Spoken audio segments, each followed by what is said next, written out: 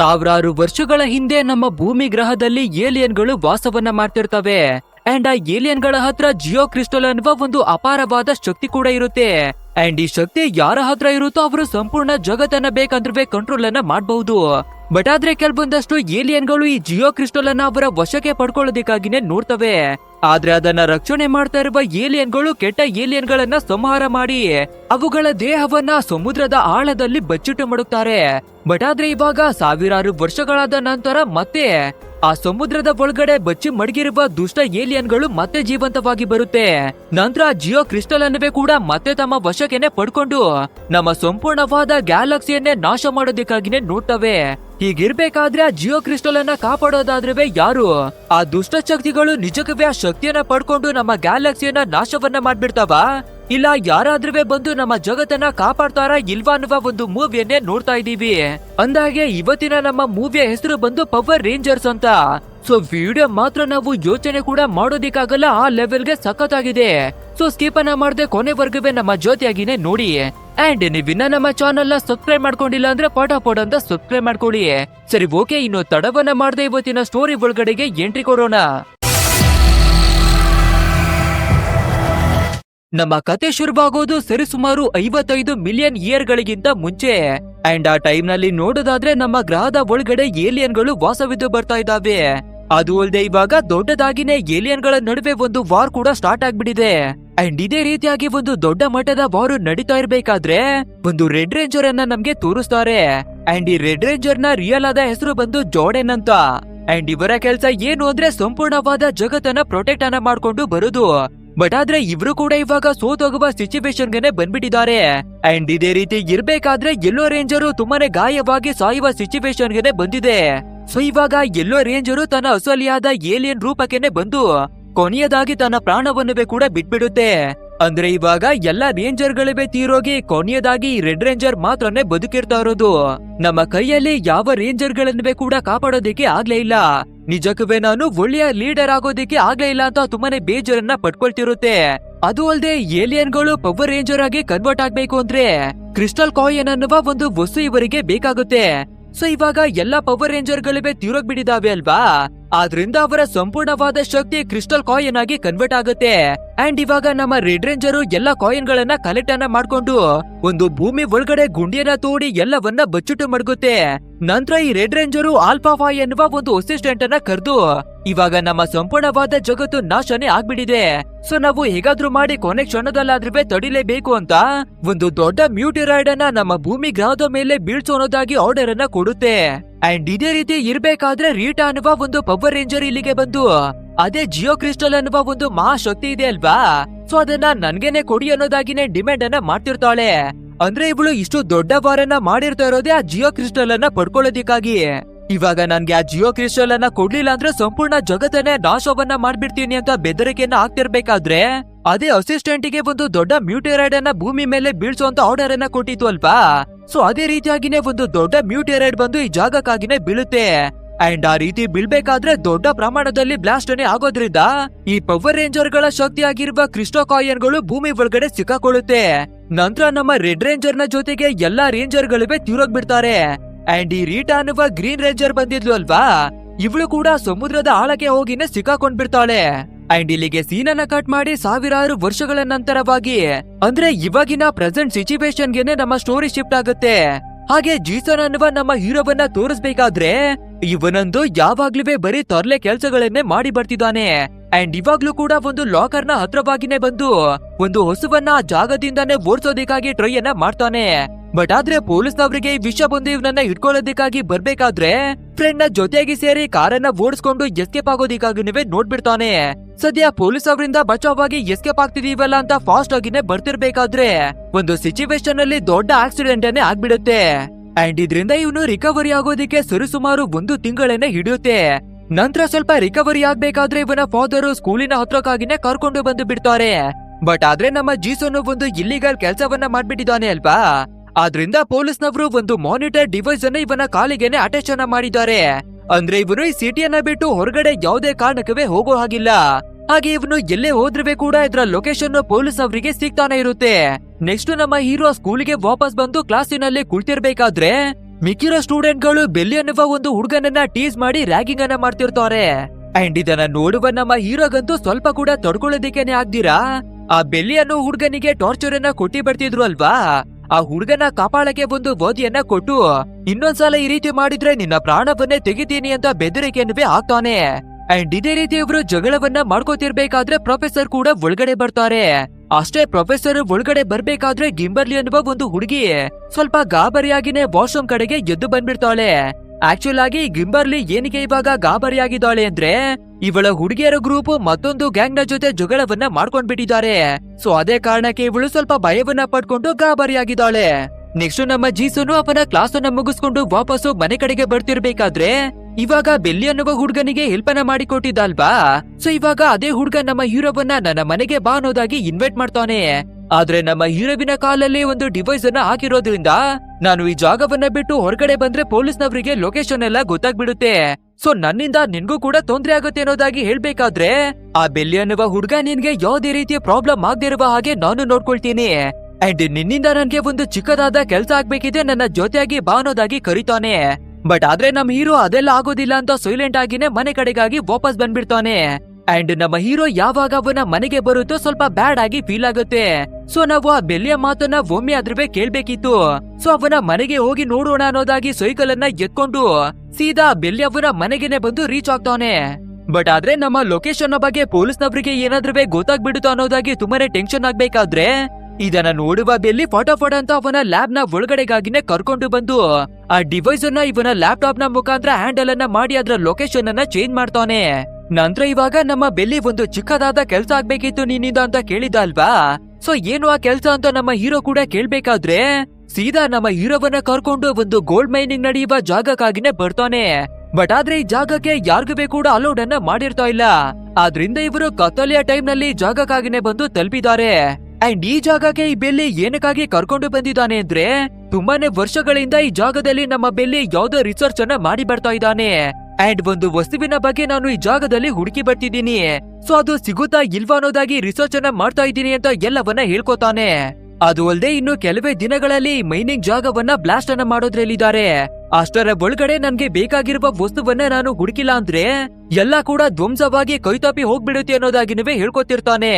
But ಆದ್ರೆ ನಮ್ಮ ಹೀರೋವಿನ ಕೈಯಲ್ಲಿ ತುಂಬಾ ಹೊತ್ತು ಈ ಜಾಗದಲ್ಲಿ ಇರೋದಕ್ಕೆ ಆಗಲ್ಲ ಅಲ್ವಾ. ಸೊ ನನ್ಗೆ ಟೈಮ್ ಆಗ್ತಾ ಇದೆ, ನಾನು ವಾಪಸ್ ಹೋಗ್ಬಿಡ್ತೀನಿ ಅನ್ನೋದಾಗಿ ಕಾರನ್ನ ಎತ್ಕೊಂಡು ವಾಪಸ್ ಬಂದ್ಬಿಡ್ತಾನೆ. ಆ ರೀತಿ ದಾರಿ ಮಧ್ಯದಲ್ಲಿ ಬರ್ತಿರ್ಬೇಕಾದ್ರೆ ಒಂದು ಹುಡುಗಿಯನ್ನ ನೋಡ್ತಾನೆ. ಅಂಡ್ ಆ ಹುಡುಗಿ ಬೇರೆ ಯಾರು ಅಲ್ಲ, ಇವನ ಸ್ಕೂಲಿನಲ್ಲಿ ಇರುವ ಕಿಂಬರ್ಲಿ ಇದ್ದಾಳೆ ಅಲ್ವಾ. ಅವಳೇನೆ ನೀರಿನ ಒಳಗಡೆ ಜಂಪ್ ಅನ್ನ ಮಾಡೋ ಹಾಗೇನೆ ಕಾಣಿಸುತ್ತೆ. ಬಟ್ ಆದ್ರೆ ಎಷ್ಟೇ ಹೊತ್ತು ಆದ್ರೂ ಕೂಡ ನೀರಿನ ಒಳಗಡೆಯಿಂದ ವಾಪಸ್ ಬರೋದಿಲ್ಲ. ಸೊ ಅವಳಿಗೆ ಏನಾದ್ರೂ ಆಗ್ಬಿಡ್ತಾ ನೋಡೋಣ ಅನ್ನೋದಾಗಿನೇ ನಮ್ಮ ಹೀರೋ ಬರ್ಬೇಕಾದ್ರೆ ಆಲ್ರೆಡಿ ನಮ್ಮ ಕಿಂಬರ್ಲಿ ನೀರಿನಿಂದ ಹೊರಗಡೆಗಾಗಿನೇ ಬಂದಿರ್ತಾಳೆ. ಸೊ ಇದೇ ರೀತಿ ಇಬ್ಬರ ನಡುವೆ ಮಾತಾಡ್ಕೊಂಡು ಇನ್ನವೇ ಕ್ಲೋಸ್ ಆಗೋದಿಕ್ಕೆ ಶುರುವಾಗ್ತಾರೆ. ಅಂಡ್ ಇದೇ ಜಾಗದಲ್ಲಿರುವ ಜಾಕ್ ಅನ್ನುವ ಮತ್ತೊಂದು ಹುಡುಗನನ್ನ ನಮ್ಗೆ ತೋರಿಸ್ತಾರೆ. ಅಂಡ್ ಇವನು ಕೂಡ ಯಾವಾಗ್ಲೂ ಇದೇ ಗೋಲ್ಡ್ ಮೈನ್ ನ ಜಾಗಕ್ಕಾಗಿನೇ ಬರ್ತಿರ್ತಾನೆ.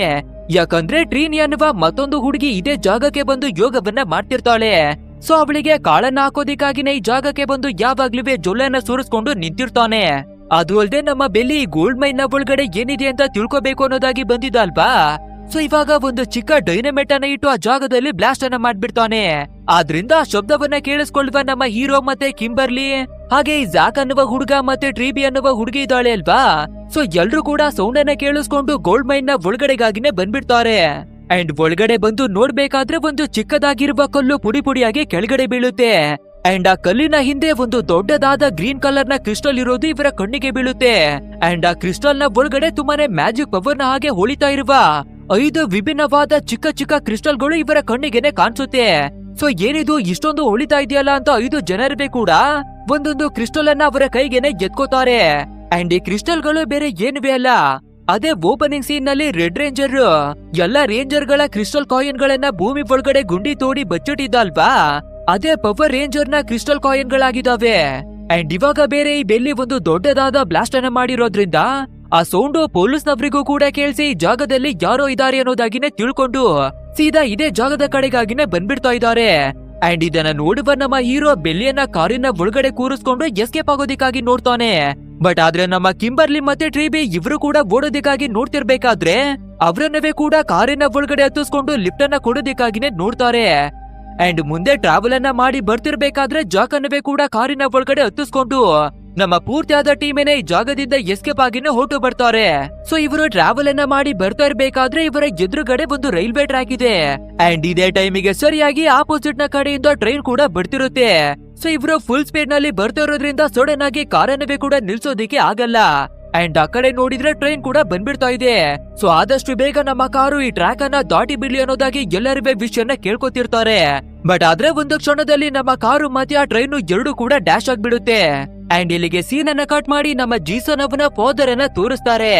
ಆಕ್ಚುಲ್ ಆಗಿ ಇವ್ರನ್ನ ನೋಡೋದಾದ್ರೆ ಸಮುದ್ರದ ಒಳಗಡೆ ಮೀನು ಹಿಡಿಯುವ ಕೆಲಸವನ್ನ ಮಾಡಿ ಬರ್ತಿದ್ದಾರೆ.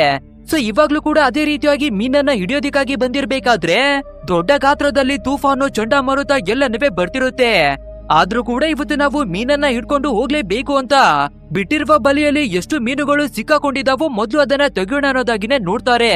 ಅಂಡ್ ಅದೇ ರೀತಿ ಒಂದು ದೊಡ್ಡ ಬಲಿಯನ್ನ ಎತ್ತಿ ಮೀನುಗಳನ್ನ ಎತ್ಕೋತಿರ್ಬೇಕಾದ್ರೆ ಆ ಬಲೆ ಒಳಗಡೆ ತುಂಬಾನೇ ಒಣಗಿ ಹೋಗಿರುವ ಒಂದು ಡೆಡ್ ಬಾಡಿ ಸಿಗುತ್ತೆ. ಅಂಡ್ ಈ ಡೆಡ್ ಬಾಡಿ ಬೇರೆ ಯಾರ್ದಿವೆ ಅಲ್ಲ, ಅದೇ ಓಪನಿಂಗ್ ಸೀನ್ ನಲ್ಲಿ ನಾವು ನೋಡ್ಬೇಕಾದ್ರೆ ರೀಟಾ ಅನ್ನುವ ಒಂದು ಗ್ರೀನ್ ರೇಂಜರ್ ಇದ್ಲು ಅಲ್ವಾ.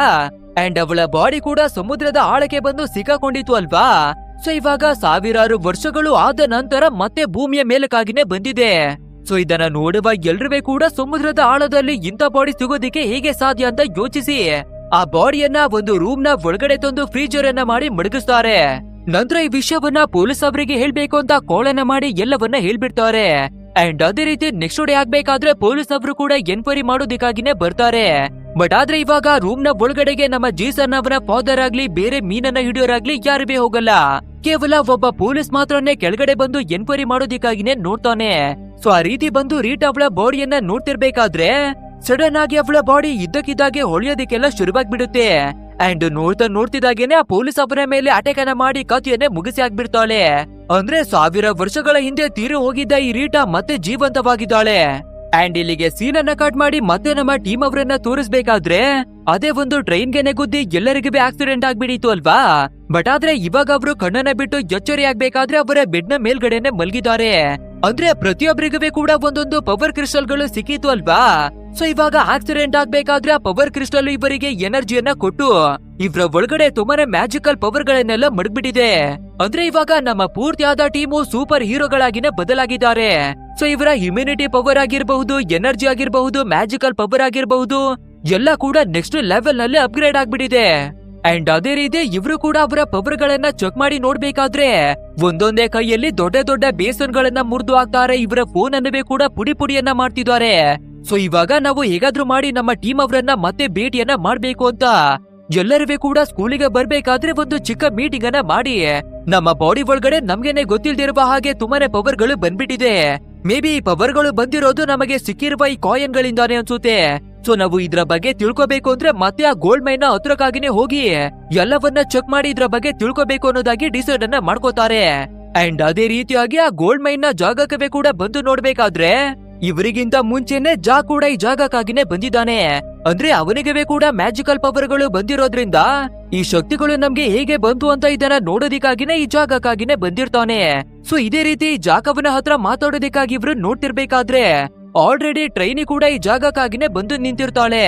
ಸೊ ಅವಳನ್ನವೇ ಕೂಡ ಕರೆದು ಮಾತಾಡೋಣ ಅಂತ ನಮ್ಮ ಟೀಮಿನವರು ಕರಿತಿರ್ಬೇಕಾದ್ರೆ ಮೇ ಬಿ ಅವಳಿಗೆ ನಮ್ಮ ಟೀಮ್ ಅವರ ಜೊತೆ ಮಾತಾಡೋದಿಕ್ಕೆ ಇಷ್ಟ ಇಲ್ಲ ಅನ್ಸುತ್ತೆ. ಸೊ ಸೀದಾ ಬೆಟ್ಟಗಳನ್ನ ಹಾಕೊಂಡು ಮೇಲಕ್ಕಾಗಿನೇ ಓಡಿ ಹೋಗ್ಬಿಡ್ತಾಳೆ. ಸೊ ಹೇಗಾದ್ರೂ ಮಾಡಿ ಆ ಟ್ರೈನಿ ಅವಳನ್ನ ತಡಿಬೇಕು ಅಂತ ನಮ್ಮ ಜಾಕು ಹಿಂದೆನೆ ಬರ್ತಾನೆ.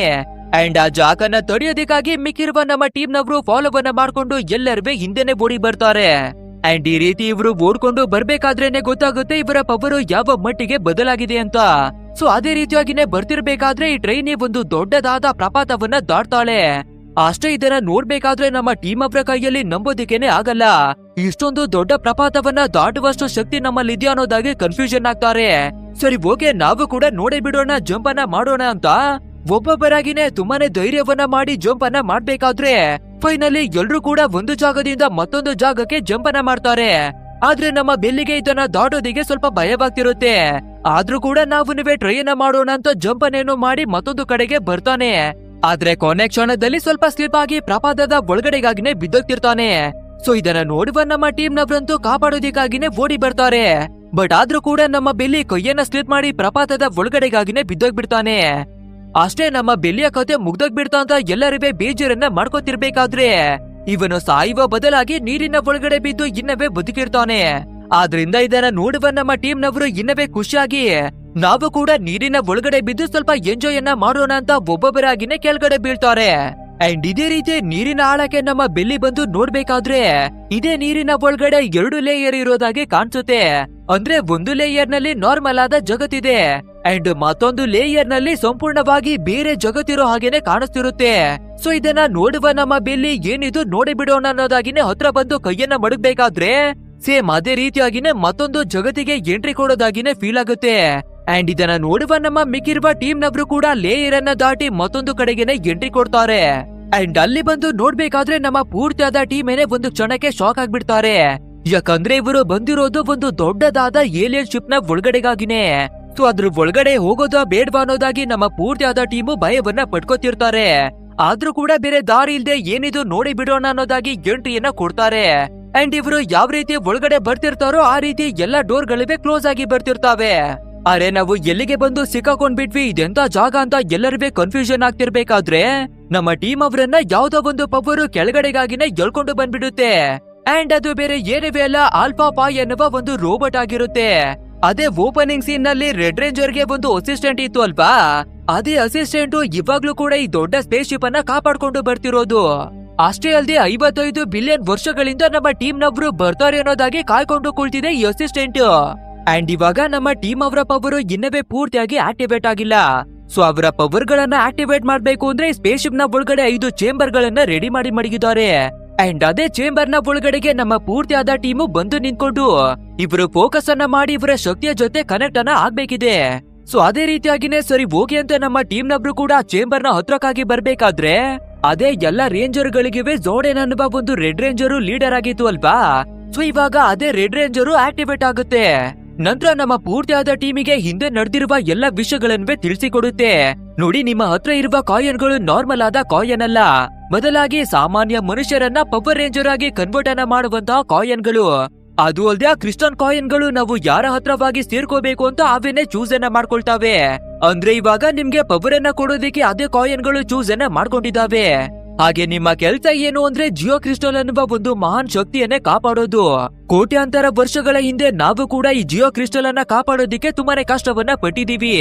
ಬಟ್ ಆದ್ರೆ ಕೊನೆ ಕ್ಷಣದಲ್ಲಿ ಯಾವಾಗ ಇದನ್ನ ಕಳ್ಕೊಳ್ಳುವಂತ ಸಿಚುವೇಶನ್ಗೆ ಬಂದ್ವು, ಆವಾಗ ಮ್ಯೂಟೇರೆಡ್ ಅನ್ನ ಕೆಳಗಡೆ ಬೀಳ್ಸಿ ಎಲ್ಲವನ್ನ ಧ್ವಂಸವನ್ನ ಮಾಡ್ಬೇಕಾಯ್ತು.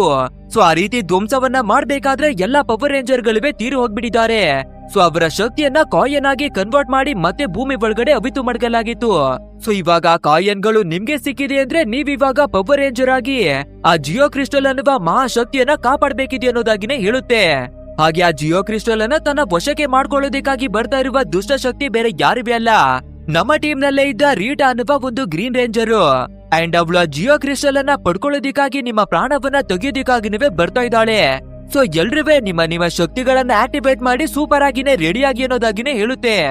ಒಂದ್ ವೇಳೆ ಅಪ್ಪಿತಪ್ಪಿ ಏನಾದ್ರೂ ಆ ರೀಟಾ ಕೈಗೆ ಜಿಯೋ ಕ್ರಿಸ್ಟಲ್ ಏನಾದ್ರೂ ಸಿಕ್ಕಾಕೊಂಡ್ಬಿಟ್ರೆ ಆಲ್ರೆಡಿ ಅವಳ ಹತ್ರ ತುಂಬಾನೇ ದೊಡ್ಡ ದೊಡ್ಡ ಮಾಸ್ಟರ್ ಗಳಿದೆ. ಅದ್ರ ಜೊತೆಗೆ ಇನ್ನವೇ ಕೂಡ ಭಯಂಕರವಾದ ಮಾಸ್ಟರ್ ಗಳನ್ನ ಕ್ರಿಯೇಟ್ ಅನ್ನ ಮಾಡ್ತಾಳೆ. ಅಂಡ್ ಅವಳ ಮುಖ್ಯ ಉದ್ದೇಶ ಏನು ಅಂದ್ರೆ ಬೇರೆ ಬೇರೆ ದೊಡ್ಡ ದೊಡ್ಡ ಗ್ಯಾಲಕ್ಸಿಗಳನ್ನ ಸೃಷ್ಟಿ ಮಾಡೋದು. ಆ ರೀತಿ ಬೇರೆ ಗ್ಯಾಲಕ್ಸಿಗಳನ್ನ ಸೃಷ್ಟಿ ಮಾಡಿ ನಮ್ಮ ಗ್ಯಾಲಕ್ಸಿಯನ್ನ ನಾಶವನ್ನ ಮಾಡೋದಕ್ಕಾಗಿ ಪ್ಲಾನ್ ಅನ್ನ ಮಾಡಿದಾಳೆ. ಸೊ ಅದನ್ನ ಹೇಗಾದ್ರೂ ಮಾಡಿ ನೀವೇನೆ ತೊಡಿಬೇಕು ಅನ್ನೋದಾಗಿ ಸಂಪೂರ್ಣ ವಿಷಯವನ್ನ ಹೇಳ್ಕೊಳ್ಳುತ್ತೆ. ಆದ್ರೆ ಇದನ್ನೆಲ್ಲ ಕೇಳುವ ನಮ್ಮ ಟೀಮ್ ನವ್ರಿಗೆ ನಂಬಿಕೆ ಅನ್ನೋದೇನೆ ಬರೋದಿಲ್ಲ.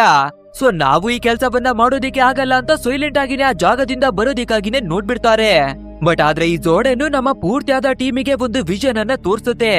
ಅಂದ್ರೆ ಆ ರೀಟಾ ಯಾರು, ಏನನ್ನ ಮಾಡೋದಕ್ಕೆ ಹೋಗ್ತಾ ಇದ್ದಾಳೆ, ಅವಳ ಪವರ್ ಏನು ಅನ್ನೋದಾಗಿ ಎಲ್ಲವನ್ನವೇ ಕೂಡ ಒಂದು ಫ್ಯೂಚರ್ ಅನ್ನ ಇವರಿಗೆ ತೋರಿಸಿಕೊಡುತ್ತೆ. ಅಷ್ಟೇ ಇದನ್ನ ನೋಡ್ಬೇಕಾದ್ರೆ ನಮ್ಮ ಪೂರ್ತಿಯಾದ ಟೀಮೇನೆ ಒಂದು ಕ್ಷಣಕ್ಕೇನೆ ಗಾಬರಿ ಆಗ್ಬಿಡ್ತಾರೆ. ಅಂಡ್ ಈ ವಿಷನ್ ಅಲ್ಲಿ ಇರುವ ಪ್ರಕಾರ ನಮ್ಮ ಟೀಮ್ ನವರಿಗೆ ಮತ್ತೊಂದು ವಿಷಯ ಗೊತ್ತಾಗುತ್ತೆ. ಆ ರೀಟಾ ಇವಾಗ ಒಂದು ಗೋಲ್ಡನ್ ಮಾಸ್ಟರ್ ಅನ್ನ ರೆಡಿ ಮಾಡೋದ್ರಲ್ಲಿದ್ದಾಳೆ.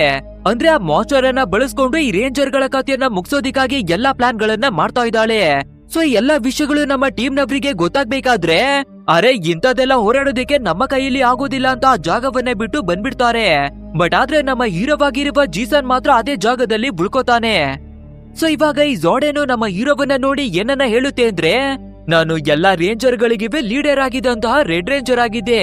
ಸೊ ಇವಾಗ ನನ್ನದೇ ಶಕ್ತಿ ನಿನ್ನ ಒಳಗಡೆಗೆ ಬಂದು ಸೇರ್ಕೊಂಡಿದೆ. ಸೊ ಇವಾಗ ನೀನು ಕೂಡ ಈ 4 ಜನರಿಗೆ ಲೀಡರ್ ಆಗಿ ಕೆಲ್ಸವನ್ನ ಮಾಡ್ಬೇಕು ಅನ್ನೋದಾಗಿ ತಿಳಿಸುತ್ತೆ. ಸೊ ನಮ್ಮ ಹೀರೋ ಕೂಡ ಸರಿ ಓಕೆ ಲೀಡರ್ ಆಗಿನೇ ವರ್ಕನ ಮಾಡೋಣ, ನಮ್ಮ ಟೀಮ್ ಅನ್ನ ಸ್ಟ್ರಾಂಗ್ ಮಾಡೋಣ ಅನ್ನೋದಾಗಿ ತಿಳ್ಕೊಂಡು ಸೀದಾ ಮಿಕ್ಕಿರುವ ನಮ್ಮ ಟೀಮ್ ಅವರ ಹತ್ರಕ್ಕಾಗಿನೇ ಬರ್ತಾನೆ. ನಂತರ ನಾವು ಆ ಜಾರ್ಡನ್ ಮಾತನ್ನ ಕೇಳಲೇಬೇಕು. ಅಂಡ್ ನಮ್ಮ ಜಗತ್ತನ್ನ ಕಾಪಾಡ್ಕೋಬೇಕು ಅಂದ್ರೆ ನಮ್ಮನ್ನ ಬಿಟ್ರೆ ಬೇರೆ ಯಾರನ್ನುವೇ ಇದಿರ್ತಾನೆ ಇಲ್ಲ. ಸೊ ದಯವಿಟ್ಟು ನನ್ನ ಮಾತನ್ನ ಕೇಳಿ ಎಲ್ಲರಿಗೂ ನನ್ನ ಜೊತೆಯಾಗಿನೇ ಬನ್ನಿ ಅನ್ನೋದಾಗಿನೇ ಕರೀತಾನೆ. ಅಂಡ್ ಇಲ್ಲಿಗೆ ಸೀನನ್ನ ಕಟ್ ಮಾಡಿ ಇವಾಗ ಬೇರೆ ಸಮುದ್ರದ ಒಳಗಡೆಯಿಂದ ರೀಟಾ ಬಂದ್ಬಿಟ್ಟಿದ್ದಾಳೆ ಅಲ್ವಾ. ಸೊ ಅವಳನ್ನೇ ನಮ್ಗೆ ತೋರಿಸ್ಬೇಕಾದ್ರೆ ಒಂದು ದೊಡ್ಡದಾದ ಜ್ಯುವೆಲ್ರಿ ಶಾಪ್ಗೆನೆ ಬರ್ತಾಳೆ. ನಂತರ ಅಲ್ಲಿ ವರ್ಕನ ಮಾಡುವ ವರ್ಕರ್ಸ್ ಗಳಿಗೆ ಧಮ್ಕಿಯನ್ನ ಹಾಕಿ ಆ ಶಾಪ್ ನಲ್ಲಿರುವ ಎಲ್ಲಾ ಗೋಲ್ಡ್ ಅನ್ನುವೆ ಹತ್ತಿರಕ್ಕೆನೆ ತೋರಿಸ್ತಾಳೆ. ಅಂಡ್ ಅದ್ರಲ್ಲಿ ಕೆಲವೊಂದಷ್ಟು ಗೋಲ್ಡ್ ಅನ್ನ ಎತ್ತಿ ಬಾಯಿ ಒಳಗಡೆನೆ ಹಾಕಿ ಎಲ್ಲವನ್ನ ತಿನ್ಕೋತಾಳೆ. ಅಂಡ್ ಇನ್ನೊಂದಷ್ಟು ಗೋಲ್ಡ್ ಅನ್ನ ಅವಳ ಮಂತ್ರ ದಂಡದ ಒಳಗಡೆಗೆ ಅಬ್ಸರ್ವ್ ಅನ್ನ ಮಾಡ್ಕೋತಾಳೆ. ಸೊ ಇದನ್ನೆಲ್ಲ ನೋಡುವ ಎಷ್ಟೋ ಗಾರ್ಡ್ಸ್ ಗಳು ಇವಳನ್ನ ತಡೆಯೋದಿಕ್ಕಾಗಿ ಬರ್ಬೇಕಾದ್ರೆ ಇವಳ ಪವರ್ ಅನ್ನ ಬಳಸಿ ಎಲ್ಲವನ್ನ ಧ್ವಂಸವನ್ನ ಮಾಡೋದಿಕ್ಕಾಗಿ ಶುರು ಮಾಡ್ಕೊಂಡ್ ಬಿಡ್ತಾಳೆ. ಅಷ್ಟೇ ಯಾಕೆ ಇವಾಗ ಇವಳ ಮಂತ್ರದಂಡಕ್ಕೆ ಕೂಡ ತುಂಬಾನೇ ಶಕ್ತಿಗಳು ಬಂದ್ಬಿಟ್ಟಿರೋದ್ರಿಂದ ಆ ಶಕ್ತಿಯನ್ನ ಬಳಸಿ ಭೂಮಿ ಒಳಗಡೆಯಿಂದ ತುಂಬಾನೇ ಮಾನ್ಸ್ಟರ್ ಗಳನ್ನ ಕ್ರಿಯೇಟ್ ಮಾಡಿನೇ ಹೊರಗಡೆ ಕರೀತಾಳೆ. ಅಂಡ್ ಇಲ್ಲಿಗೆ ಸೀನನ್ನ ಕಟ್ ಮಾಡಿ ನೆಕ್ಸ್ಟ್ ಡೇ ನಮ್ಮ ಟೀಮ್ ಅವರನ್ನ ತೋರಿಸ್ಬೇಕಾದ್ರೆ ಇವಾಗ ಎಲ್ರು ಕೂಡ ನಮ್ಮ ಹೀರೋವಿನ ಮಾತಿಗೆ ಒಪ್ಕೊಂಡು ಸೀದಾ ಇದೇ ಜಾಗಕ್ಕಾಗಿನೇ ಮತ್ತೆ ಬರ್ತಾರೆ. ಅಂಡ್ ಇವಾಗ ಜಾರ್ಡನ್ ಕೂಡ ತುಂಬಾನೇ ಹ್ಯಾಪಿಯಾಗಿ ಕೆಲವೊಂದಷ್ಟು ರೂಲ್ಸ್ ಗಳನ್ನ ಹೇಳುತ್ತೆ. ನೋಡಿ, ನೀವೇನೆ ಪವರ್ ರೇಂಜರ್ ಅನ್ನೋದಾಗಿ ಜಗತ್ತಿಗೆ ಗೊತ್ತಾಗದಿರುವ ಹಾಗೆ ನೋಡ್ಕೋಬೇಕು. ಹಾಗೆ ಸಡನ್ ಆಗಿ ನೀವು ಯಾರ ಮೇಲೆ ಕೂಡ ಅಟ್ಯಾಕ್ ಅನ್ನ ಮಾಡಬಾರ್ದು.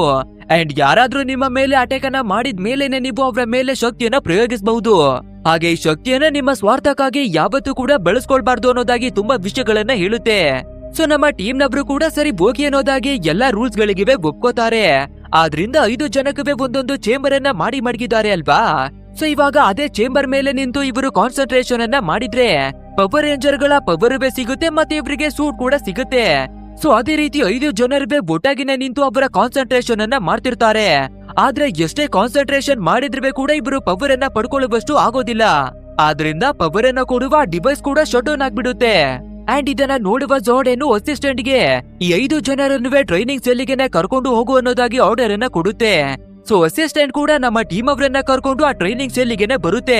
ಅಂಡ್ ಇಲ್ಲಿ ಬಂದು ನೋಡ್ಬೇಕಾದ್ರೆ ರೀಟಾ ಅವಳ ಹತ್ರ ತುಂಬಾನೇ ಮಾಸ್ಟರ್ ಗಳಿದಾವೆ ಅಲ್ವಾ. ಸೊ ಅದೇ ಮಾಸ್ಟರ್ ಗಳ ಕ್ಲೋನ್ ಅನ್ನ ಇಲ್ಲಿ ರೆಡಿ ಮಾಡಿ ಮಡಗಿದ್ದಾರೆ. ನೋಡ್ರಪ್ಪ, ನೀವು ರೀಟಾ ಅವಳ ಹತ್ರಕ್ಕೆ ಹೋಗ್ಬೇಕಾದ್ರೆ ಈ ರೀತಿಯಾದ ಮಾಸ್ಟರ್ ಗಳನ್ನ ಎದುರಿಸಬೇಕಾಗುತ್ತೆ. ಸೊ ಅದಕ್ಕಾಗಿ ತಕ್ಕಿದ ಹಾಗೆ ಇವಾಗ್ಲೇನೆ ಟ್ರೈನಿಂಗ್ ಅನ್ನ ತಗೊಳ್ಳಿ ಅನ್ನೋದಾಗಿ ಹೇಳುತ್ತೆ. ಅಂಡ್ ಇದನ್ನ ಕೇಳುವ ನಮ್ಮ ಟೀಮ್ ನವರು ಕೂಡ ಈ ಮಾಸ್ಟರ್ ಅನ್ನ ಎದುರಿಸೋದು ನಮ್ಗೆ ತುಂಬಾನೇ ಈಸಿ ಅಂತ ತಿಳ್ಕೊಂಡು ಆ ದೊಡ್ಡ ದೊಡ್ಡ ಮಾಸ್ಟರ್ ಗಳ ಹತ್ರವಾಗಿ ಫೈಟ್ ಅನ್ನ ಮಾಡೋದಕ್ಕಾಗಿನೇ ಬರ್ತಾರೆ. ಬಟ್ ಆದ್ರೆ ಇವರು ಯೋಚನೆ ಕೂಡ ಮಾಡಿರೋದಿಲ್ಲ ಈ ದೊಡ್ಡ ದೊಡ್ಡ ಮಾಸ್ಟರ್ ಗಳು ಎಷ್ಟೊಂದು ಪವರ್ಫುಲ್ ಆಗಿದಾವೆ ಅಂತ. ಸೊ ನಮ್ಮ 5 ಜನರೇ ಒಟ್ಟಾಗಿ ಸೇರ್ಕೊಂಡು ಅಟ್ಯಾಕ್ ಅನ್ನ ಮಾಡ್ತಾ ಇದ್ರೆ ಕೂಡ ಈ ಮಾಸ್ಟರ್ ಗಳನ್ನ ಅವರ ಕೈಯಲ್ಲಿ ಸೋಲ್ಸೋದಕ್ಕೆ ಆಗ್ತಿರಲ್ಲ. ಯಾಕಂದ್ರೆ ಇವರಿಗೆ ಇನ್ನವೇ ಇವರ ಪವರ್ ಅನ್ನ ಯಾವ ರೀತಿ ಬಳಸಬೇಕು ಅಂತಾನವೇ ಕೂಡ ಗೊತ್ತೇ ಇಲ್ಲ ಅಲ್ವಾ. ಸೊ ಎಲ್ರು ಕೂಡ ಮಾಸ್ಟರ್ ಗಳಿಂದ ಬೋಧಿಯನ್ನ ತಿಂದು ಕೆಳಗಡೆನೆ ಬೀಳ್ತಿರ್ತಾರೆ. ಆದ್ರಿಂದ ಸ್ವಲ್ಪ ಭಯವನ್ನ ಪಡ್ಕೊಳ್ಳುವ ನಮ್ಮ ಟೀಮ್ ನವರು ಇಷ್ಟೊಂದು ದೊಡ್ಡ ದೊಡ್ಡ ಮಾಸ್ಟರ್ ಗಳ ಹತ್ರ ನಮ್ಮ ಕೈಯಲ್ಲಿ ಹೋರಾಡೋದಿಕ್ಕೆ ಆಗಲ್ಲ. ಹೇಗೆ ನಾವು ಇವುಗಳನ್ನ ಎದುರಿಸೋದು, ನಮ್ಮ ಹತ್ರ ಹೆಚ್ಚು ಶಕ್ತಿ ಇಲ್ಲ ಅನ್ನೋದಾಗಿ ಕೇಳ್ಕೋಬೇಕಾದ್ರೆ ಆ ಅಸಿಸ್ಟೆಂಟ್ ನಮ್ಮ ಟೀಮ್ ಅವರನ್ನ ಕರ್ಕೊಂಡು ಮತ್ತೊಂದು ಚೇಂಬರ್ ಗೆನೆ ಎಂಟ್ರಿ ಕೊಡುತ್ತೆ. ಅಂಡ್ ಅಲ್ಲಿ ಬಂದು ನೋಡ್ಬೇಕಾದ್ರೆ ದೈತ್ಯಾಕಾರದಲ್ಲಿರುವ ದೊಡ್ಡ ದೊಡ್ಡ ರೋಬೋಟ್ ಗಳನ್ನೇ ನಿಂತಿರ್ತಾವೆ. ಅಂಡ್ ಅವುಗಳನ್ನ ಜಾರ್ಕ್ ಅನ್ನೋದಾಗಿನವೇ ಕರೀತಾರೆ. ಅಂಡ್ ಈ ಜಾರ್ಕ್ ಅನ್ನೋ ರೋಬೋಟ್ ಗಳು ಎಷ್ಟೊಂದು ಪವರ್ಫುಲ್ ಆಗಿದಾವೆ ಅಂದ್ರೆ ದೊಡ್ಡ ದೊಡ್ಡ ಮಾನ್ಸ್ಟರ್ ಗಳನ್ನುವೆ ಕೂಡ ಈಸಿಯಾಗಿನೇ ಸೋಲಿಸಿ ಹಾಕುವಷ್ಟು ಪವರ್ಫುಲ್ ಆಗಿದಾವೆ ಈ ವೆಪನ್ ಗಳು. ಅಂಡ್ ಹಿಂದೆ ಇದ್ದಂತಹ ಪವರ್ ರೇಂಜರ್ ಗಳು ಈ ದೊಡ್ಡ ದೊಡ್ಡ ರೋಬೋಟ್ ಗಳನ್ನ ಬಳಸಿ ಬರ್ತಾ ಇದ್ರು. ಬಟ್ ಆದ್ರೆ ಇವಾಗ ನಮ್ಮ ಟೀಮಿನವರು ಪವರ್ ರೇಂಜರ್ ಆಗಿ ಕನ್ವರ್ಟ್ ಆಗ್ತಿದ್ದಾರೆ ಅಲ್ವಾ. ಸೊ ಇವಾಗ ಈ ಜಾರ್ಕ್ ಗಳಿವೆ ಕೂಡ ನಮ್ಮ ಟೀಮಿಗೆನೆ ಸೇರುತ್ತೆ.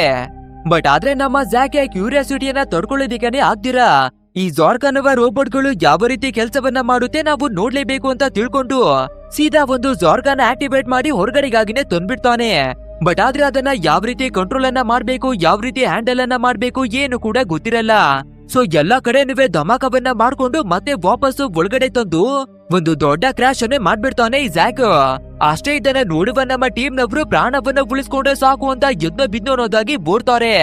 ನೆಕ್ಸ್ಟ್ ಎಲ್ಲನೂ ಸ್ವಲ್ಪ ನಾರ್ಮಲ್ ಆದ್ಮೇಲೆ ನಮ್ಮ ಹೀರೋ ಸೀದಾ ಜಾಕ್ ಅವನ ಹತ್ರನೇ ಬಂದು ಸರಿಯಾಗಿನೇ ಬಡ್ದು ನನ್ನ ಪರ್ಮಿಷನ್ ಇಲ್ದೆ ನೀನು ಯಾವ ಕೆಲ್ಸವನ್ನುವೇ ಮಾಡೋ ಹಾಗಿಲ್ಲ ಅನ್ನೋದಾಗಿ ಹೇಳ್ತಾನೆ. ಆದ್ರೆ ಜಾಕ್ ಕೂಡ ಇದನ್ನೆಲ್ಲ ಕೇಳಿಸ್ಕೊಂಡು ಸುಮ್ನಿರ್ತಾನ.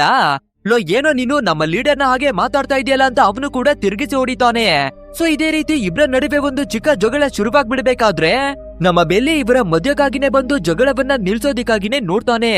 ಅಂಡ್ ಈ ರೀತಿ ಜಗಳವನ್ನ ನಿಲ್ಲಿಸ್ತಾ ಇರ್ಬೇಕಾದ್ರೆ ಸಡನ್ ಆಗಿನೇ ನಮ್ಮ ಬೆಲ್ಲಿ ಒಂದು ಶಕ್ತಿಶಾಲಿಯಾದ ಪವರ್ ರೇಂಜರ್ ಆಗಿನೇ ಕನ್ವರ್ಟ್ ಆಗ್ಬಿಡ್ತಾನೆ. ಅಂಡ್ ಆಟೋಮೆಟಿಕ್ ಆಗಿ ಇವನ ಸೂಟ್ ಕೂಡ ಆಕ್ಟಿವೇಟ್ ಆಗಿನೇ ಬಂದ್ಬಿಡುತ್ತೆ. ಅಷ್ಟೇ ಇದನ್ನ ನೋಡುವ ನಮ್ಮ ಪೂರ್ತಿ ಆದ ಟೀಮೇನೆ ಒಂದು ಕ್ಷಣಕ್ಕೆ ಶಾಕ್ ಆಗ್ಬಿಡ್ತಾರೆ. ಬಟ್ ಆದ್ರೆ 5-6 ಸೆಕೆಂಡ್ ಆಗಿ ಕೂಡಲೇ ಆ ಸೂಟು ಮತ್ತೆ ಮಾಯವಾಗ್ಬಿಡುತ್ತೆ. ಅಂಡ್ ಇದನ್ನ ನೋಡಿರುವ ನಮ್ಮ ಟೀಮ್ ನವರು ಮತ್ತೆ ನಿನ್ನ ಸೂಟ್ ಅನ್ನ ಬರೋ ಹಾಗೆ ಮಾಡು, ಕಾನ್ಸಂಟ್ರೇಷನ್ ಅನ್ನ ಮಾಡು ಅಂತ ಕೇಳ್ತಾರೆ. ಸೊ ನಮ್ಮ ಬೆಲ್ಲಿ ಕೂಡ ತುಂಬಾನೇ ಕಷ್ಟಪಟ್ಟು ಮತ್ತೆ ಕಾನ್ಸಂಟ್ರೇಷನ್ ಅನ್ನ ಮಾಡ್ತಾನೆ. ಆದ್ರೆ ಈ ಬಾರಿ ಮತ್ತೆ ಅವನ ಕೈಯಲ್ಲಿ ಸರಿಯಾಗಿ ಫೋಕಸ್ ಅನ್ನ ಮಾಡೋದಿಕ್ಕೆ ಆಗಲ್ಲ. ಸೊ ನಾವು ಆ ಜೋಡೆನ ಹತ್ರವಾಗಿನೇ ನಮ್ಮ ಡೌಟ್ ಗಳನ್ನ ಕೇಳ್ಕೋಬೇಕು ಅಂತ ಸೀದಾ ಜೋಡೆನ ಹತ್ರವಾಗಿ ನಡೆದಿರುವ ಎಲ್ಲ ವಿಷಯವನ್ನ ಹೇಳ್ಕೋಬೇಕಾದ್ರೆ ಇವಾಗ 5 ಜನರುವೆ ಮತ್ತೆ ಕಾನ್ಸಂಟ್ರೇಷನ್ ಅನ್ನ ಮಾಡಿ ಅಂಡ್ ನಿಮ್ಮ ಒಳಗಡೆ ಇರುವ ಶಕ್ತಿಯನ್ನ ಆಕ್ಟಿವೇಟ್ ಮಾಡ್ಕೊಳ್ಳಿ ಅನ್ನೋದಾಗಿನೇ ಹೇಳುತ್ತೆ. ಸೊ ಅದೇ ರೀತಿ ನಮ್ಮ ಟೀಮ್ ನವರು ಕೂಡ ಮತ್ತೆ ಕಷ್ಟವನ್ನ ಪಟ್ಟು ಫೋಕಸ್ ಅನ್ನ ಮಾಡ್ತಾರೆ. ಆದ್ರೆ ಎಷ್ಟೇ ಟ್ರೈ ಮಾಡಿದ್ರೆ ಕೂಡ ಇವರ ಪವರ್ ಆಕ್ಟಿವೇಟ್ ಆಗೋದಿಲ್ಲ. ಅಂಡ್ ಇದನ್ನ ನೋಡುವ ಜಾರ್ಡನ್ಗೂ ಕೂಡ ತುಂಬಾನೇ ಕೋಪವೆಲ್ಲ ಬಂದು, ನೋಡಿ ನಿಮ್ಮ ಕೈಯಲ್ಲಿ ಕೆಲಸವನ್ನ ಮಾಡೋದಕ್ಕೆ ಖಂಡಿತ ಆಗೋದಿಲ್ಲ. ಸೊ ಈ ಜಾಗದಿಂದಾನೇ ಹೊರಟೋಗಿ ಯಾರ ಕೈಯಲ್ಲಿ ಆಗುತ್ತೋ ಅವ್ರನ್ನಾದ್ರೂ ಕಳ್ಸಿ, ನಿಮ್ಗಂತೂ ಯಾವ ಕೆಲಸವನ್ನವೇ ಮಾಡೋದಕ್ಕೆ ಆಗಲ್ಲ ಅನ್ನೋದಾಗಿ ಕೋಪವನ್ನ ಮಾಡ್ಕೊಂಡ್ಬಿಡುತ್ತೆ. ನಂತರ ನಮ್ಮ ಟೀಮ್ ನವರು ಕೂಡ ಸರಿ ಓಕೆ ನಮ್ಮ ಮನೆಗಳಿಗೆ ಹೋಗೋಣ ಅಂತ ಜಾಗದಿಂದಾನೇ ಹೊರಟು ಬರ್ತಾರೆ. ಬಟ್ ಆದ್ರೆ ಹೊರಗೆ ಬಂದು ನೋಡ್ಬೇಕಾದ್ರೆ ಆಲ್ರೆಡಿ ಕತ್ತಲೆ ಆಗ್ಬಿಡ್ತಾ ಇದೆ. ಸೊ ಇವತ್ತು ನಾವು ಇದೇ ಜಾಗದಲ್ಲಿ ಸ್ಟೇ ಆಗ್ಬೇಕು ಅಂತ ಒಂದು ಫೈರ್ ಕ್ಯಾಂಪ್ ಅನ್ನವೇ ಹಚ್ಚಿ ಅದೇ ಜಾಗದಲ್ಲಿ ಉಳ್ಕೋತಾರೆ. ಅಂಡ್ ಎಲ್ರು ಕೂಡ ತುಂಬಾನೇ ತಮಾಷೆಯನ್ನೆಲ್ಲ ಮಾಡ್ಕೊಂಡು ತುಂಬಾನೇ ಕ್ಲೋಸ್ ಆಗ್ಬಿಡ್ತಾರೆ. ನೆಕ್ಸ್ಟ್ ನಮ್ಮ ಹೀರೋ ಸ್ವಲ್ಪ ಹೊತ್ತಾದ್ಮೇಲೆ ಜೋಡೆನನ್ನ ಮತ್ತೆ ಭೇಟಿ ಮಾಡೋಣ ಅನ್ನೋದಾಗಿ ಒಳಗಡೆ ಬರ್ತಾನೆ. ಅಂಡ್ ಆ ರೀತಿ ಮಾತಾಡೋದಕ್ಕೆ ಬರ್ಬೇಕಾದ್ರೆ ನಮ್ಮ ಹೀರೋಗೆ ಮತ್ತೊಂದು ವಿಷಯ ಗೊತ್ತಾಗುತ್ತೆ. ಅಂದ್ರೆ ಈ ಜೋಡೆನು ಏನಕ್ಕಾಗಿ ನಮ್ಮ ಟೀಮ್ ಅವರನ್ನ ಪವರ್ ರೇಂಜರ್ ಆಗಿ ಕನ್ವರ್ಟ್ ಮಾಡ್ತಾ ಇದ್ದಾನೆ ಅಂದ್ರೆ, ಇವರು 5 ಜನರುವೆ ಕೂಡ ಈ 5 ಚೇಂಬರ್ ಗಳಲ್ಲಿ ನಿಂತು ಅವರ ಪವರ್ ಅನ್ನ ಆಕ್ಟಿವೇಟ್ ಮಾಡಿದ್ರೆ ಆ ಮಾಲ್ಫಿನ್ ಗ್ರೇಡ್ ಅನ್ನುವ ಡಿವೈಸ್ ಆಕ್ಟಿವೇಟ್ ಆಗ್ಬಿಟ್ರೆ ಈ ಜೋಡನ್ನು ಮತ್ತೆ ಜೀವಂತವಾಗಿ ಬದುಕಿ ಬರಬಹುದು. ಸೊ ಆ ರೀತಿ ಬದುಕಿ ಬಂದ್ರೆ ನಾವು ಮತ್ತೆ ರೆಡ್ ರೇಂಜರ್ ಆಗಿ ಕನ್ವರ್ಟ್ ಆಗೋಣ ಅನ್ನೋದಾಗಿನೇ ಡಿಸೈಡ್ ಮಾಡಿದ್ದಾನೆ. ಆದ್ರೆ ಈ ಜೋಡೆನವನ ಉದ್ದೇಶ ಇಲ್ಲಿ ಏನುವೇ ಕೆಟ್ಟದಾಗಿಲ್ಲ. ಬದಲಾಗಿ ಆ ರೀಟಾ ಅವಳ ಜೊತೆ ನಾನೇನೆ ಫೈಟ್ ಅನ್ನ ಮಾಡ್ತೀನಿ ಅನ್ನೋದಾಗಿ ಮತ್ತೆ ಜೀವಂತವಾಗೋದಿಕ್ಕಾಗಿ ನೋಡ್ತಾ ಇದೆ. ಬಟ್ ಆದ್ರೆ ಇದನ್ನ ಕೇಳುವ ನಮ್ಮ ಹೀರೋಗೆ ನಿಜವಾದ ವಿಷಯ ಏನು ಅನ್ನೋದೇ ಅರ್ಥವಾಗೋದಿಲ್ಲ. ಸೊ ಈ ಜಾರ್ಡನ್ ಮತ್ತೆ ಜೀವಂತವಾಗೋದಿಕ್ಕೆ ನಮ್ಮನ್ನ ಬಲಿ ಕೊಡೋದಿಕ್ಕಾಗಿ ನೋಡ್ತಾ ಇದ್ದಾನೆ ಅಂತ ತಿಳ್ಕೊಂಡು ಕೋಪವನ್ನವೇ ಮಾಡ್ಕೊಂಡು ಹೊರಗಡೆಗಾಗಿನೇ ಬಂದ್ಬಿಡ್ತಾನೆ. ಬಟ್ ಆದ್ರೂ ಕೂಡ ಇವನ ಫ್ರೆಂಡ್ಸ್ ಗಳ ಜೊತೆಯಾಗಿ ಯಾವುದೇ ವಿಷಯವನ್ನ ಹೇಳ್ಕೊಳ್ಳಲ್ಲ. ನೆಕ್ಸ್ಟ್ ಇವರ ಕ್ಯಾಂಪ್ ಅನ್ನವೇ ಕೂಡ ಮುಗಿಸ್ಕೊಂಡು ಸೀದಾ ಅವರವರ ಮನೆಗೆನೆ ಹೊರಟು ಬರ್ತಾರೆ. ಅಂಡ್ ಅದೇ ರೀತಿ ಎಲ್ಲರಿಗೂ ಅವರವರ ಮನೆಯಲ್ಲಿ ಮಲ್ಗಿರ್ಬೇಕಾದ್ರೆ ನಮ್ಮ ಟ್ರೈನ್ ಅವಳ ಹತ್ರಕ್ಕೆ ಆ ರೀಟಾನೆ ಎಂಟ್ರಿಯನ್ನ ಕೊಡ್ತಾಳೆ. ನಂತರ ಇವಳನ್ನ ಎಚ್ಚರೆ ಮಾಡಿ, ನೀನು ನೋಡೋದಿಕ್ಕೆ ನನ್ನ ಹಾಗೇನೆ ಕಾಣಿಸ್ತಾ ಇದ್ಯಾ, ಸೊ ಇವಾಗ ಸೀದಾ ಜಿಯೋ ಕ್ರಿಸ್ಟಲ್ ಯಾವ ಜಾಗದಲ್ಲಿದೆ ಅದನ್ನ ಹೇಳ್ಬಿಡು ಅನ್ನೋದಾಗಿ ಕೇಳುತ್ತೆ. ಬಟ್ ಆದ್ರೆ ನಮ್ಮ ಟ್ರೈನಿಗೆ ಅದ್ರ ಬಗ್ಗೆ ಯಾವುದೇ ವಿಷಯನವೇ ಗೊತ್ತಿಲ್ಲ, ಏನುವೇ ಗೊತ್ತಿರಲ್ಲ. ಯಾಕಂದ್ರೆ ಆ ಜಿಯೋ ಕ್ರಿಸ್ಟಲ್ ನ ಬಗ್ಗೆ ಇನ್ವೆಸ್ಟಿಗೇಷನ್ ಅನ್ನ ಮಾಡಿರೋದು ನಮ್ಮ ಬೆಲ್ಲಿ ಅಲ್ವಾ. ಸೊ ನನ್ಗೆ ಯಾವುದೇ ವಿಷಯಗಳಿವೆ ಗೊತ್ತಿಲ್ಲ ಅನ್ನೋದಾಗಿ ಹೇಳ್ಕೋಬೇಕಾದ್ರೆ ನೀನು ಹೇಗ್ ಮಾಡ್ತೀಯೋ ಏನನ್ನ ಮಾಡ್ತೀಯೋ ನನ್ಗೆ ಏನುವೇ ಗೊತ್ತಿಲ್ಲ. ಬಟ್ ಆದ್ರೆ ಆ ಜಿಯೋ ಕ್ರಿಸ್ಟಲ್ ಯಾವ ಜಾಗದಲ್ಲಿದೆ ಅಂತ ನನ್ಗೆ ಗೊತ್ತಾಗ್ಬೇಕು. ಇಲ್ಲಾಂದ್ರೆ ನಾನು ಸಂಪೂರ್ಣ ಜಗತ್ತಿನಲ್ಲೇ ಧ್ವಂಸವನ್ನ ಮಾಡೋದಿಕ್ಕೆ ಶುರು ಮಾಡ್ಕೊಳ್ತೀನಿ ಅನ್ನೋದಾಗಿ ಬೆದರಿಕೆಯನ್ನ ಹಾಕುತ್ತೆ. ಆದ್ರಿಂದ ನಮ್ಮ ಟ್ರೈನಿಗೆ ಕೂಡ ಬೇರೆ ದಾರಿ ಇಲ್ದೆ ಎಲ್ಲಾ ಟೀಮ್ ಅವರನ್ನ ಒಟ್ಟಿಗೆ ಸೇರಿಸ್ತಾಳೆ. ಅಂಡ್ ಆ ರೀಟಾ ಇವಳ ಮೇಲೆ ಅಟ್ಯಾಕ್ ಅನ್ನ ಮಾಡಿದ್ದಾಳೆ ಅಲ್ವಾ. ಸೊ ಅದನ್ನವೇ ತೋರಿಸಿ ಅವಳಿಗೆ ಜಿಯೋ ಕ್ರಿಸ್ಟಲ್ ಬೇಕಾಗಿದೆಯಂತೆ. ಸೊ ನಾವು ಹೇಗಾದ್ರೂ ಮಾಡಿ ಆ ರೀಟಾ ಅವಳನ್ನ ತಡಿಲೇಬೇಕು. ಅದು ಅಲ್ಲದೆ ನಮ್ಗೆ ಸಿಕ್ಕಿರುವ ಕೆಲ್ಸ ಕೂಡ ರೀಟಾ ಅವಳನ್ನ ಧ್ವಂಸವನ್ನ ಮಾಡೋದೇ ಅಲ್ವಾ. ಬಟ್ ಆದ್ರೆ ನಮ್ಮ ಹತ್ರ ಪವರ್ ರೇಂಜರ್ ಗಳ ಸೂಟ್ ಇಲ್ಲ ಅಂದ್ರೆ ಏನಾಯ್ತು, ನಮ್ಮ ಒಳಗಡೆ ಪವರ್ ರೇಂಜರ್ ಗಳ ಪವರ್ ಇದೆ. ಸೊ ಅದನ್ನ ಆಕ್ಟಿವೇಟ್ ಮಾಡೋದಕ್ಕಾಗಿ ಟ್ರೈ ಅನ್ನ ಮಾಡೋಣ. ಅದು ಕೂಡ ಆಕ್ಟಿವೇಟ್ ಆಗಿಲ್ಲ ಅಂದ್ರೆ ನಮ್ಮ ನಾರ್ಮಲ್ ಆದ ಪವರ್ ಅನ್ನೇ ಬಳಸಿ ಆ ರೀಟಾ ಅವಳನ್ನ ಇವತ್ತು ನಾವು ಹೇಗಾದ್ರೂ ಮಾಡಿ ಮುಗಿಸ್ಲೇಬೇಕು ಅನ್ನೋದಾಗಿ ಡಿಸೈಡ್ ಅನ್ನ ಮಾಡಿ ಬರ್ತಾರೆ. ಅಂದ್ರೆ ಇವರ ಹತ್ರ ಯಾವುದೇ ರೀತಿ ಪವರ್ ಇಲ್ಲ, ಸೂಟ್ ಇಲ್ಲ, ಯಾವುದೇ ಪವರ್ಫುಲ್ ವೆಪನ್ ಇಲ್ಲ, ಏನುವೇ ಇಲ್ಲ. ಸೊ ಅದೇ ರೀತಿ ಬರ್ಬೇಕಾದ್ರೆ ಆ ರೀಟಾ ಅವಳ ಮ್ಯಾಜಿಕಲ್ ಪವರ್ ಅನ್ನುವೇ ಬಳಸಿ ಒಂದೇ ಕ್ಷಣದಲ್ಲಿ ನಮ್ಮ 5 ಜನರನ್ನುವೇ ಬಂಧಿಸ್ತಾಳೆ. ಅಂಡ್ ಇವಾಗ ಜಿಯೋ ಕ್ರಿಸ್ಟಲ್ ಎಲ್ಲಿದೆ ಅಂತ ಹೇಳಿಲ್ಲ ಅಂದ್ರೆ ನಿಮ್ಮ 5 ಜನರ ಕಥೆಯನ್ನುವೇ ಮುಗಿಸ್ತೀನಿ ಅಂತ ಎಲ್ರಿಗುವೆ ಬೆದರಿಕೆಯನ್ನ ಹಾಕಿ ಒಬ್ಬೊಬ್ಬರಿಗುವೆ ಟಾರ್ಚರ್ ಅನ್ನ ಕೊಡೋದಿಕ್ಕಾಗಿ ಶುರು ಮಾಡ್ಕೊಳ್ತಾಳೆ. ಅಂಡ್ ಅದೇ ರೀತಿ ಜಾಕ್ ಅವನಿಗೆ ತುಂಬಾನೇ ತೊಂದರೆಯನ್ನ ಕೊಡ್ತಿರ್ಬೇಕಾದ್ರೆ ನಮ್ಮ ಬೆಲ್ಲಿಯ ಕೈಯಲ್ಲಿ ಅದನ್ನ ನೋಡೋದಿಕ್ಕಾಗಿ ಆಗಲ್ಲ. ಸೊ ಆ ಜಿಯೋ ಕ್ರಿಸ್ಟಲ್ ಯಾವ ಜಾಗದಲ್ಲಿದೆ ಅಂತ ಎಲ್ಲವನ್ನ ಹೇಳ್ಬಿಡ್ತಾನೆ. ಆದ್ರಿಂದ ರೀಟಾ ನಮ್ಮ ಬೆಲ್ಲಿಯವರ ನೀರಿನ ಒಳಗಡೆಗಾಗಿನೇ ಮುಳುಗಿಸಿ ಸೀದಾ ಜಿಯೋ ಕ್ರಿಸ್ಟಲ್ ಅನ್ನ ತಗೊಳ್ಳೋದಿಕ್ಕಾಗಿನೇ ಆ ಜಾಗದಿಂದಾನೇ ಹೊರಟು ಬಂದ್ಬಿಡ್ತಾಳೆ. ನಂತರ ನಮ್ಮ ಮಿಕ್ಕಿರುವ ಟೀಮ್ ನವರು ತುಂಬಾನೇ ಕಷ್ಟವನ್ನ ಪಟ್ಟು ಆ ಜಾಲದಿಂದ ಬಿಡಿಸ್ಕೊಳ್ತಾರೆ. ಆಮೇಲೆ ನಮ್ಮ ಬೆಲ್ಲಿಯವನ ಕತೆ ಏನಾಗಿರ್ಬಹುದು ಅಂತ ನೀರಿನಿಂದ ಹೊರಗೆ ತೆಗೆದು ನೋಡ್ಬೇಕಾದ್ರೆ ಎಷ್ಟೇ ಟ್ರೈಯನ್ನ ಮಾಡ್ತಿದ್ರೆ ಕೂಡ ಅವನನ್ನ ಎಚ್ಚರೆ ಮಾಡೋದಿಕ್ಕೇನೆ ಆಗ್ತಿಲ್ಲ. ಅಂದ್ರೆ ತುಂಬಾ ಹೊತ್ತು ಆಗಿರೋದ್ರಿಂದ ನಮ್ಮ ಬೆಲ್ಲಿ ತೀರೋಗ್ಬಿಟ್ಟಿದ್ದಾನೆ. ಸೊ ಸೀದಾ ನಮ್ಮ ಬೆಲ್ಲಿಯನ್ನ ಎತ್ಕೊಂಡು ಜೋಡೆನವನ ಹತ್ರಕ್ಕಾಗಿನೇ ಕರ್ಕೊಂಡು ಬರ್ತಾರೆ. ನಂತರ ಇವಾಗ ನಮ್ಮ ಟೀಮಿನಲ್ಲಿ ಒಬ್ಬ ತೀರೋಗ್ಬಿಟ್ಟಿದ್ದಾನೆ. ಹೇಗಾದ್ರೂ ಮಾಡಿ ಅವನನ್ನ ಬದುಕಿಸು ಅನ್ನೋದಾಗಿ ಕೇಳ್ಕೋಬೇಕಾದ್ರೆ ಜೋಡೆನ್ನು ನನ್ನ ಕೈಯಲ್ಲಿ ಬೇರೆಯವರನ್ನ ಬದುಕಿಸುವಷ್ಟು ಪವರ್ ಇಲ್ಲ, ಸೊ ಇವನು ಮತ್ತೆ ಬದುಕಿ ಬರೋದಿಲ್ಲ ಅನ್ನೋದಾಗಿನೇ ಹೇಳ್ಕೊಂಡ್ಬಿಡುತ್ತೆ. ಅಷ್ಟೇ ಇದನ್ನ ಕೇಳ್ಬೇಕಾದ್ರೆ ನಮ್ಮ ಟೀಮಿನವರ ಕೈಯಲ್ಲಿ ತೊಡ್ಕೊಳ್ಳೋದಿಕ್ಕೇನೆ ಆಗಲ್ಲ. ನೋಡು, ನಾವೆಲ್ಲರೂ ಕೂಡ ನಿನ್ನ ಮಾತಿಗೆ ಒಪ್ಪಿ ನಿಮಗೆ ಕೆಲ್ಸವನ್ನ ಮಾಡೋದಿಕ್ಕಾಗಿನೇ ಬಂದಿದೀವಿ. ಬಟ್ ಆದ್ರೆ ನಮ್ಗೆ ಇವಾಗ ತೊಂದ್ರೆ ಆಗ್ತಿರ್ಬೇಕಾದ್ರೆ ನಮ್ಮನ್ನ ಕಾಪಾಡೋದಿಕ್ಕೆ ಆಗಲ್ಲ ಅಂತಿದ್ಯಾ? ಒಂದ್ ವೇಳೆ ನಮ್ಮ ಹತ್ರ ಏನಾದ್ರೂ ಪವರ್ ಇದ್ದಿದ್ರೆ ಖಂಡಿತ ನಮ್ಮ ಬಿಲ್ಲಿಗೆ ಪ್ರಾಣ ದಾನವನ್ನ ಮಾಡಿ ಅವನನ್ನ ಕಾಪಾಡ್ಕೊಳ್ತಿದ್ದು ಅನ್ನೋದಾಗಿ ಎಮೋಷನಲ್ ಆಗ್ತಾರೆ. ಅಷ್ಟೇ ಈ ರೀತಿ ನಮ್ಮ ಟೀಮ್ ನವರು ಅವರ ಹಾರ್ಟ್ ನಿಂದ ಎಲ್ಲರೂ ಕನೆಕ್ಟ್ ಆಗ್ಬೇಕಾದ್ರೆ ಆ ಮಾಲ್ಫಿನ್ ಗ್ರೇಡ್ ಅನ್ನುವ ಒಂದು ಚೇಂಬರ್ ಇದೆ ಅಲ್ವಾ, ಆ ಚೇಂಬರ್ ತನಗೆ ತಾನೇ ಆಕ್ಟಿವೇಟ್ ಆಗ್ಬಿಡುತ್ತೆ. ಅಂದ್ರೆ ಇಷ್ಟು ದಿನಗಳಾಗಿ ಇವರ ಪವರ್ ಅನ್ನ ಆಕ್ಟಿವೇಟ್ ಮಾಡೋದಿಕ್ಕೆ ಕಷ್ಟವನ್ನ ಪಡ್ತಿದ್ರು. ಬಟ್ ಆದ್ರೆ ಇವರ ಪವರ್ ಆಕ್ಟಿವೇಟ್ ಆಗೋದಿಕ್ಕೆ ಇವರೆಲ್ಲರೂ ಒಟ್ಟಿಗೆ ಕನೆಕ್ಟ್ ಆಗ್ಬೇಕಿತ್ತು. ಸೊ ಇವಾಗ ಕನೆಕ್ಟ್ ಆಗಿರೋದ್ರಿಂದ ಡಿವೈಸ್ ತನಗೆ ತಾನೇ ಆನ್ ಆಗುತ್ತೆ. ಅಂಡ್ ಇವಾಗ ಡಿವೈಸ್ ಕೂಡ ಆನ್ ಆಗಿದೆ ಅಂದ್ರೆ ಝೋಡೆನು ಮತ್ತೆ ಬದುಕಿ ಬರ್ತಾನೆ ಅಲ್ವಾ. ಸೊ ಅದೇ ರೀತಿಯಾಗಿ ಅಸಿಸ್ಟೆಂಟ್ ಕೂಡ ನಮ್ಮ ಝೋಡೆನು ಬದುಕಿ ಬರ್ತಾನೆ ಅಂತ ನೋಡ್ತಿರುತ್ತೆ. ಅಂಡ್ ನೋಡ್ತಿದ್ದಾಗೆ ಎಲ್ಲ ಕಡೆನೂ ಸ್ಪಾರ್ಕ್ ಆಗಿ ಒಂದು ದೊಡ್ಡ ಬ್ಲಾಕ್ ಎಣ್ಣೆ ಕ್ರಿಯೇಟ್ ಆಗ್ಬಿಡುತ್ತೆ. ಸೊ ನಮ್ಮ ಟೀಮ್ ನವರು ಕೂಡ ಈ ಝೋಡೆನ್ ಇವಾಗ ಬದುಕಿ ಬರ್ತಿದ್ದಾನೆ ಅಂತ ತಿಳ್ಕೊತಿರ್ಬೇಕಾದ್ರೆ ಈ ಝೋಡೆನ್ನು ಬರ್ದಿರ ಬದಲಾಗಿ ನಮ್ಮ ಬೆಲ್ಲಿಗೆನೆ ಪ್ರಾಣದಾನವನ್ನ ಮಾಡುತ್ತೆ. ಅಂಡ್ ಇವಾಗ ಝೋಡೆನ್ನು ಈ ಡಿವೈಸ್ ನಿಂದ ಕೇವಲ ಒಬ್ಬರನ್ನ ಬದುಕಿಸೋದಿಕ್ಕೆ ಮಾತ್ರ ಸಾಧ್ಯವಾಗಿತ್ತು. ಸೊ ನನ್ನನ್ನ ನಾನು ಬದುಕಿಸ್ಕೊಳ್ದೆ ನಿಮ್ಮ ಫ್ರೆಂಡಿನ ಪ್ರಾಣವನ್ನ ಕಾಪಾಡಿದ್ದೀನಿ. ಅಂಡ್ ಇವಾಗ ನೀವೆಲ್ಲರೂ ಒಟ್ಟಾಗಿನೇ ಸೇರಿ ಅನ್ನೋದಾಗಿ ಹೇಳುತ್ತೆ. ಸೊ ಇದನ್ನ ನೋಡ್ಬೇಕಾದ್ರೆ ನಮ್ಮ ಹೀರೋ ಝೋಡೆನ್ನು ತುಂಬಾನೇ ಕೆಟ್ಟವನು ಅಂತ ತಿಳ್ಕೊಂಡ್ಬಿಟ್ಟಿದಲ್ವಾ. ಇವಾಗ ಈ ಝೋಡೆನ್ನ ಉದ್ದೇಶ ಎಂತದ್ದು, ಇವನ ಮನಸ್ಸು ಯಾವ ರೀತಿಯದ್ದು ಅನ್ನೋದಾಗಿ ತಿಳ್ಕೊತಾನೆ. ನಂತರ ಝೋಡೆನ್ನ ಹತ್ರಗುನವೇ ಬಂದು ಸಾರಿ ಎನ್ನುವೆ ಕೇಳ್ಕೊತಾನೆ. ನಂತರ ಝೋಡೆನ್ನು ಅಫಿಷಿಯಲ್ ಆಗಿ ನಮ್ಮ ಹೀರೋವನ್ನ ಈ ರೇಂಜರ್ ಗಳಿಗೆ ಹೀರೋವನ್ನಾಗಿ ಕನ್ವರ್ಟ್ ಮಾಡುತ್ತೆ. ಅಂಡ್ ಇವಾಗ ಪವರ್ ರೇಂಜರ್ ಗಳ ಶಕ್ತಿ ಕೂಡ ಆಕ್ಟಿವೇಟ್ ಆಗಿರೋದ್ರಿಂದ ನಮ್ಮ ಟೀಮಿನ ಎಲ್ಲಾ ಮೆಂಬರ್ ಗಳಿಗೆ ಅವರ ಸೂಟ್ ಗಳು ಕೂಡ ಕ್ರಿಯೇಟ್ ಆಗುತ್ತೆ. ಅಂದ್ರೆ 100% ಆಗಿ ನಮ್ಮ ಟೀಮ್ ನವರು ಪವರ್ ರೇಂಜರ್ ಆಗಿ ಕನ್ವರ್ಟ್ ಆಗಿದ್ದಾರೆ. ಸೊ ಫೈನಲಿ ರೀಟಾಬ್ಲೆ ಜೊತೆ ಫೈಟ್ ಅನ್ನ ಮಾಡೋದಿಕ್ಕೆ ನಮ್ಮ ಮಾಸ್ ಆಗಿರುವ ತಂಡನವೇ ರೆಡಿ ಆಗ್ಬಿಡುತ್ತೆ. ಅಂಡ್ ಇಲ್ಲಿಗೆ ಸೀನನ್ನ ಕಟ್ ಮಾಡಿ ರೀಟಾಬ್ಲೆನ ತೋರಿಸ್ಬೇಕಾದ್ರೆ ಸೀದಾ ಗೋಲ್ಡ್ ಮೈನ್ ಹತ್ರಕ್ಕಾಗಿನೇ ಬಂದು ಒಂದು ದೊಡ್ಡ ಗೋಲ್ಡನ್ ಮಾಸ್ಟರ್ ಅನ್ನ ಕ್ರಿಯೇಟ್ ಮಾಡೋದ್ರಲ್ಲಿ ಇದ್ಲು ಅಲ್ವಾ. ಸೊ ಅಲ್ಲಿಗೆ ಬಂದು ಭೂಮಿ ಒಳಗಡೆ ಇರುವ ಎಲ್ಲಾ ಗೋಲ್ಡ್ ಅನ್ನ ಇವಳ ಶಕ್ತಿಯಿಂದ ಹೊರಗೆ ತೆಗಿತಾಳೆ. ಅಂಡ್ ಅದ್ರಿಂದ ಒಂದು ದೈತ್ಯಾಕಾರದ ದೊಡ್ಡ ಮಾಸ್ಟರ್ ಅನ್ನವೇ ಕ್ರಿಯೇಟ್ ಮಾಡ್ತಿರ್ತಾಳೆ. ಅಂಡ್ ಇದೇ ಟೈಮಿಗೆ ಸರಿಯಾಗಿ ನಮ್ಮ ಟೀಮ್ ನವರೇ ಕೂಡ ಇಲ್ಲಿಗೆ ಮಾಸ್ ಆಗಿನ ಎಂಟ್ರಿ ಕೊಡ್ಬೇಕಾದ್ರೆ ನಿಮ್ಗೆ ಹೋರಾಡ್ಬೇಕು ಅಂದ್ರೆ ನನ್ನ ಸೈನ್ಯದ ಜೊತೆ ಹೋರಾಡಿ ಅಂತ ರೀಟಾಬ್ಲೆ ಶಕ್ತಿಯಿಂದ ಇನ್ನಷ್ಟು ಮಾನ್ಸ್ಟರ್ ಗಳನ್ನ ಕ್ರಿಯೇಟ್ ಮಾಡಿ ಇವರ ಜೊತೆ ಫೈಟ್ ಮಾಡೋದಿಕ್ಕೇನೆ ಬಿಡ್ತಾಳೆ. ಅಂಡ್ ಅದೇ ರೀತಿ ಇವಾಗ ನಮ್ಮ ಪವರ್ ರೇಂಜರ್ ಗಳಿಗೆ ಅವರ ಪವರ್ ಅನ್ನ ಬಳಸಿ ಅವರ ಎದುರುಗಡೆಗೆ ಬರುವ ಎಲ್ಲಾ ಮಾನ್ಸ್ಟರ್ ಗಳಿಗೆ ಧ್ವಂಸವನ್ನ ಮಾಡಿ ಹಾಕ್ತಿರ್ತಾರೆ. ಬಟ್ ಆದ್ರೆ ಎಷ್ಟೇ ಮಾಸ್ಟರ್ ಅನ್ನ ಮುಗಿಸ್ತಾ ಇದ್ರೆ ಕೂಡ ಮತ್ತೆ ಇನ್ನವೇ ಬರ್ತಾನೆ ಇರ್ತವೆ. ಆದ್ರಿಂದ ಇವರಿಗಾಗಿ ಅಂತಾನೆ ಜಾರ್ಕ್ ಅನ್ನುವ ದೊಡ್ಡ ರೋಬೋಟ್ ಗಳನ್ನ ಕೊಡಲಾಗಿದೆ ಅಲ್ವಾ. ಸೊ ಇವಾಗ ಅದೇ ಜಾರ್ಕ್ ಅನ್ನುವ ದೊಡ್ಡ ರೋಬೋಟ್ ಗಳನ್ನ ಇದೇ ಜಾಗಕ್ಕಾಗಿನೇ ತಂದು ಎಲ್ಲ ಬಿರಿಯಾಗಿ ದೊಡ್ಡ ಧ್ವಂಸವನ್ನೇ ಮಾಡಿ ಎಲ್ಲಾ ಮಾಸ್ಟರ್ ಗಳ ಕಥೆಯನ್ನ ಮುಗಿಸಿ ಹಾಕ್ತಾರೆ. ನಂತರ ಸೀದಾ ಈ ರೀಟಾ ಅವಳ ಕಥೆಯನ್ನವೇ ಕೂಡ ಮುಗಿಸ್ಬಿಡೋಣ ಅಂತ ಬರ್ತಿರ್ಬೇಕಾದ್ರೆ ಈ ರೀಟಾ ಗೋಲ್ಡನ್ ಮಾಸ್ಟರ್ ಅನ್ನವೇ ಕೂಡ ಕರ್ಕೊಂಡು ಆ ಜಿಯೋ ಕ್ರಿಸ್ಟಲ್ ಅನ್ನ ಪಡ್ಕೊಳ್ಳೋದಿಕ್ಕಾಗಿ ಸಿಟಿ ಒಳಗಡೆಗಾಗಿನ ಎಂಟ್ರಿ ಕೊಟ್ಬಿಡ್ತಾಳೆ. ಅಂಡ್ ಅದೇ ರೀತಿಯಾಗಿ ನಮ್ಮ ಟೀಮ್ ನವರೇ ಕೂಡ ಜಾರ್ ಗಳನ್ನ ಎತ್ಕೊಂಡು ಸಿಟಿ ಒಳಗಡೆಗೆ ಬರ್ತಾರೆ. ಬಟ್ ಆದ್ರೆ ಇಲ್ಲಿಗನವೇ ಬರ್ಬೇಕಾದ್ರೆ ಆ ರೀಟಾ ಮತ್ತೆ ದೊಡ್ಡ ಮಾಸ್ಟರ್ ಗಳನ್ನ ಕ್ರಿಯೇಟ್ ಮಾಡಿ ನಮ್ಮ ಟೀಮಿನವರ ಜೊತೆ ಫೈಟ್ ಮಾಡೋದಿಕ್ಕಾಗಿನ ಬಿಟ್ಬಿಡ್ತಾಳೆ. ಸೊ ಇವಾಗ ಸಿಟಿ ಒಳಗಡೆ ಕೂಡ ಒಂದು ಭಯಂಕರವಾಗಿರುವ ಫೈಟ್ ಏನೇ ಶುರುವಾಗುತ್ತೆ. ನಮ್ಮ ಹೀರೋಗಳಿವೆ ಕೂಡ ಏನಿವೆ ಕಡಿಮೆ ಇಲ್ಲ ಅಲ್ವಾ. ಸೊ ಇವ್ರು ಕೂಡ ಮಾಸಾಗಿನೇ ಫೈಟ್ ಮಾಡಿ ಎಲ್ಲಾ ಮಾಸ್ಟರ್ ಗಳ ಕಥೆಯನ್ನ ಮುಗಿಸಿ ಹಾಕಿ ಸೀದಾ ಗೋಲ್ಡನ್ ಮಾಸ್ಟರ್ ಗೆ ಅಟ್ಯಾಕ್ ಅನ್ನ ಮಾಡೋದಿಕ್ಕಾಗಿನೇ ಬರ್ತಾರೆ. ಅಂಡ್ ಇವರ ಜಾರ್ಕ್ ಅನ್ನವೇ ಕೂಡ ಗೋಲ್ಡನ್ ಮಾಸ್ಟರ್ ನ ಮೇಲೇನೆ ಹತ್ತಿಸಿ ಎರ್ರ ಬಿರಿಯಾಗಿ ವೆಪನ್ ಗಳಿಂದ ಶೂಟ್ ಅನ್ನೇ ಮಾಡ್ತಿರ್ತಾರೆ.